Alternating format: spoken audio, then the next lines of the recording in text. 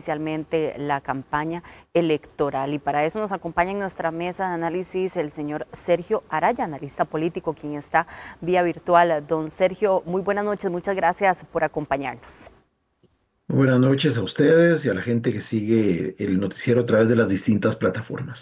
Muchas gracias, don Sergio. Bueno, en primer lugar quisiéramos conversar con usted acerca de este tema de la veda electoral, esta veda publicitaria. ¿Cuál es su origen y además la naturaleza que tiene el aplicar este tipo de veda, que tiene su naturaleza pues en un tema de neutralidad política justamente en este tiempo? Si usted nos amplía al respecto, por favor.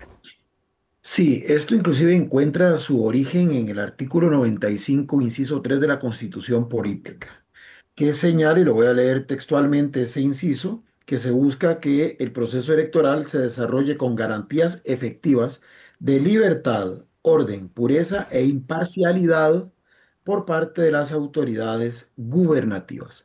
Y se desarrolla, como lo decían ustedes en la nota, en el artículo 142 del Código Electoral, que lo que busca es que cualquier ente, desde el Poder Ejecutivo, instituciones descentralizadas, inclusive municipalidades, no desarrollen ningún tipo de acción informativa o comunicativa que unilateralmente busque resaltar, busque magnificar, busque plantear aspectos positivos de la gestión que se está haciendo y que pudieran eventualmente incidir, influir, afectar la libre voluntad del elector, atentando contra el principio de la equidad en la contienda electoral. ¿Por qué? Porque ciertamente habrá siempre dentro de los distintos competidores, y esta vez no es la excepción, algún candidato, alguna candidata, alguna agrupación política que de alguna forma se vende a sí misma como la continuidad del gobierno de turno. Y por tanto, cualquier acción, en este caso del Ejecutivo, que busque resaltar, por ejemplo, alguna política pública en algún tema sensible que puede resultar del interés del electorado, podría convertirse en una forma de apoyo de esa candidatura o de ese partido político, que a su vez iría en detrimento de las otras fuerzas políticas. Entonces, el espíritu de esto es que el Poder Ejecutivo y las demás instancias gubernamentales de alguna forma se limiten de hacer este tipo de manifestaciones públicas en el tanto y cuanto sean acciones unidireccionales, que en este caso, y es lo que hizo el tribunal con la interpretación en su, digamos, facultad que tiene jurisprudencial de ampliar la norma en materia electoral, según lo establece la Constitución Política, fue el de incluir dentro de esos canales de comunicación unidireccionales las plataformas digitales, en este caso las plataformas que maneja la Presidencia de la República y todas las otras plataformas institucionales que los diferentes entes tengan a su haber.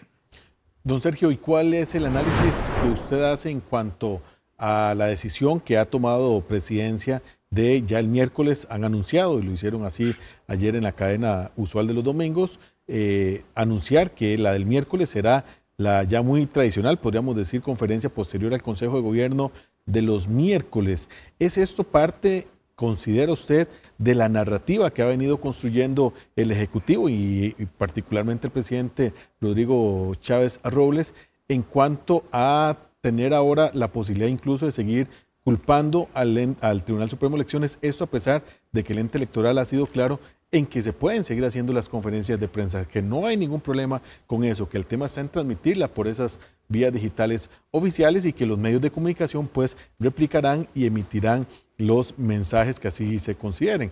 ¿Considera usted que es parte como tal vez de una estrategia para poder continuar con esa narrativa discursiva de parte de la presidencia? Pues sí es conteste con todo lo que ha sido esta lógica que se ha venido hilvanando a lo largo de los 4 años y que se ha ido incrementando conforme se aproximaba, por un lado, el fin de este mandato y el inicio del proceso electoral para elegir a las autoridades del siguiente. Usted lo señaló muy bien, Kenneth. Básicamente, la idea de esa narrativa es la de responsabilizar a un tercero del impedimento de hacer ciertas cosas, tergiversando un poco realmente el alcance de lo que es esa prohibición. Porque comencemos por esto último.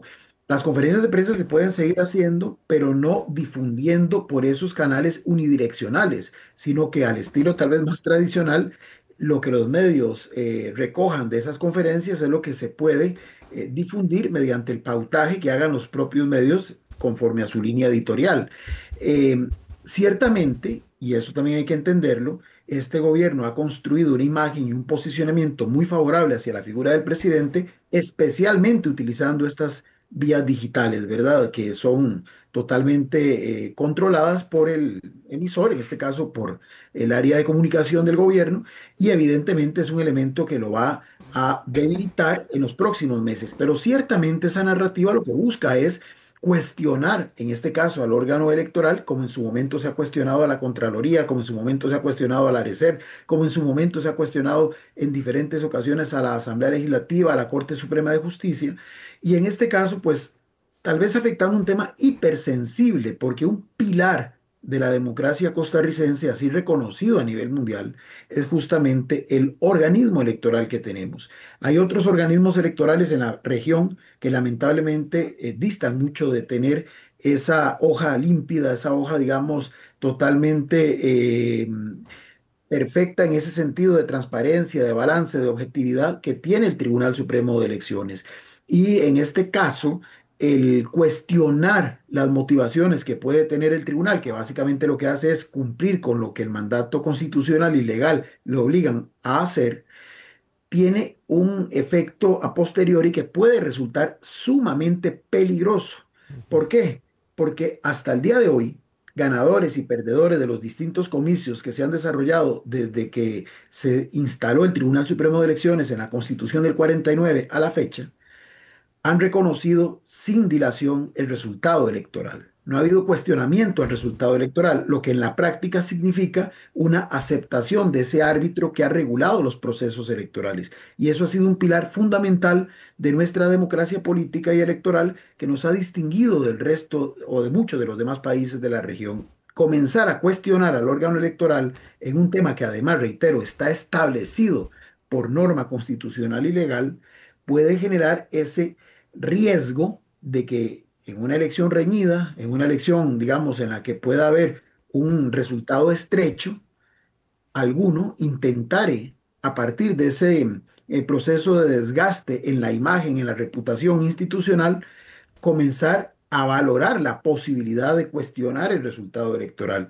Y eso sí, evidentemente, nos pondría en una situación bastante peligrosa. Don Sergio, ¿y qué sí se puede hacer? Porque tal vez para explicar un poco eso, por ejemplo, inaugurar obras o ese tipo de actividades informativas, sí puede ejecutarles el gobierno para poder entender esa diferencia. Correcto. En este caso, el presidente, pero puede ser cualquier otro representante de alguna de estas instituciones, alcaldes inclusive, pueden desarrollar acciones en el campo. Es decir, el presidente puede ir a inaugurar obras, puede plantear ahí su discurso y lo que fuere. Lo importante, inclusive, vean qué interesante, yo como un simple ciudadano puedo con mi aparato celular eh, captar lo que el presidente esté diciendo y, y difundirlo en redes. Eso no está prohibido. El tema es que no se utilicen los canales institucionales para multiplicar, para viralizar ese mensaje. El presidente puede generar esas conferencias de prensa, y como dije en un momento, donde sean los medios los que más bien entonces mediaticen, ¿verdad? Y le transmitan a sus destinatarios, a sus usuarios, a sus públicos meta, lo que finalmente su línea editorial quiera rescatar de esas conferencias de prensa. Puede el presidente y debe además utilizar cualquier canal ahí sí institucional cuando se trate de una situación de emergencia, de calamidad. Ojalá no ocurra, pero digamos, estamos en época de huracanes y se llegaría a dar una situación como la del huracán Otto en octubre del año 2016, creo, 2017, perfectamente el presidente podría convocar una conferencia de prensa y hasta una cadena de televisión. ¿Por qué? Porque ahí de lo que se trata es de poner a resguardo a la ciudadanía con respecto a una situación, un evento atmosférico incontrolable. Puede perfectamente y debe además estar en la obligación, si fuera del caso, de retransmitir alguna comparecencia que tenga que hacer ante un órgano de fiscalización o de control político, justamente por el tema de la rendición de cuentas. De lo que se trata es de evitar que cualquier contenido que pudiera ser utilizado para magnificar su gestión y por ende indirectamente o directamente beneficiar o perjudicar a alguno de los competidores en el proceso electoral es lo que está prohibido de aquí hasta que se celebre la elección. Don Sergio, siempre se nos va el tiempo rapidísimo, pero tenemos un par de minutitos para la siguiente consulta. El análisis suyo siempre es muy valioso. ¿Existe algún costo de oportunidad hablando políticamente o electoralmente, hablando más bien, don Sergio, de no hacer estas conferencias ya tradicionales y castigar a la ciudadanía que se ha acostumbrado a recibir esta información? Ya no sería de manera directa por las redes sociales de la presidencia, pero ¿considera usted o no, entendiendo lo que usted dice, que el mensaje más poderoso llega por esas plataformas y que el resultado o el golpe no sería tanto para efectos de informar a la ciudadanía? ¿O considera usted que sería un castigo innecesario para la población? Dejar de hacer las conferencias, me refiero, en serio. Sí, bueno, yo en realidad pienso que en este caso habría que pensarlo más desde el objetivo del emisor y no tanto del receptor, porque finalmente al receptor le puede llegar de diferentes formas lo que el emisor está tratando de transmitir. Me parece que en este caso, pues sí, ha sido una estrategia que para el emisor, en este caso el Poder Ejecutivo y particularmente el presidente de la República, ha sido muy efectivo, a pesar de que observatorios, digamos, como el de la U Latina, ha demostrado cómo ha decrecido el nivel de audiencia e inclusive se incrementa solo en ciertos momentos muy específicos, como cuando existió la expectativa de si iba o no a renunciar para aspirar a una eventual diputación. Pero más allá de eso, ciertamente ha sido una línea a través de la cual han logrado posicionar una marca, posicionar una imagen, posicionar una narrativa. Más teóricamente, el presidente no está, o teóricamente no, en la práctica y formalmente no está en campaña. Hay un grupo que reivindica y con toda legitimidad que quiere ser la continuidad del presidente, que es la que va a estar en campaña, encabezada en este caso por su candidata, doña Laura Fernández. En el pasado también, es decir, los partidos en el ejercicio del poder han tenido candidatas, candidatos que pretenden darle continuidad a la permanencia en el poder de ese partido político del cual proviene ese presidente o esa presidenta de turno. Le corresponderá entonces, en un buen lid para que haya una efectiva equidad en la contienda electoral, que sea, en este caso, doña Laura y su staff, los que busquen cómo, de alguna forma, suplir lo que en este momento, desde el punto de vista de generación de imagen, de identidad, de arrastre popular, a través de este mecanismo, como las conferencias de prensa de los días miércoles, estaba el Ejecutivo promocionando. Porque la rendición de cuentas, repito, se puede seguir haciendo desde otras instancias. Y además, no solamente se puede, se tiene que seguir haciendo, porque es parte consustancial del deber del funcionario público rendir cuentas. De lo que se trata es de buscar otros mecanismos que no afecten justamente el principio constitucional de esa imparcialidad que tienen que tener las autoridades gubernativas cuando se está en un periodo electoral, que en última instancia son solamente 4 meses, eventualmente 2 más si hay segunda ronda, pero que en principio son 4 meses de 4 años. Muy bien, don Sergio, muchísimas gracias. Muchísimas gracias por acompañarnos y será un tema que dará mucho más todavía con el anuncio ya oficial que hará el Tribunal Supremo de Elecciones el próximo miércoles, cuando haga ya la convocatoria oficial a las elecciones de febrero próximo. Muy amable, don Sergio. Buenas noches. Con todo gusto.